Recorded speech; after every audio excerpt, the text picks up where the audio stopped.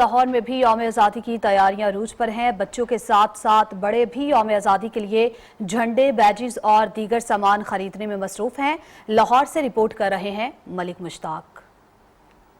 हम जिंदा कौम है, जिंदा कौम है, हम सबकी है पहचान, हम सबका पाकिस्तान, पाकिस्तान।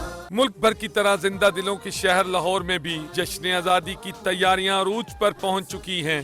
बड़ों के साथ साथ बच्चे भी आज़ादी का जश्न मनाने के लिए सब्ज हलाली परचम, झंडियां, बैजिस, टोपियां खरीदने में मसरूफ हैं।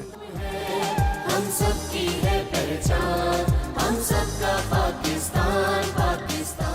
दुकानदारों ने ग्राहकों को अपनी तरफ मतवजा करने के लिए अपने स्टॉल्स पर कौमी परचम के रंगों से मुज़य्यन शर्ट, बैजिस और दीगर सामान सजा रखा है। शहरी जश्न आज़ादी को मनाने के लिए पुरजोश दिखाई देते हैं। पाकिस्तान जिंदाबाद।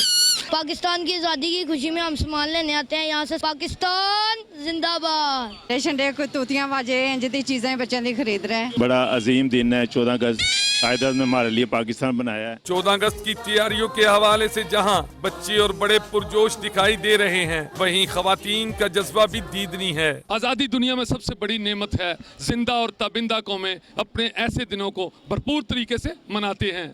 कैमरामैन अदनान राजपूत के साथ मलिक मुश्ताक, 7 न्यूज़ लाहौर।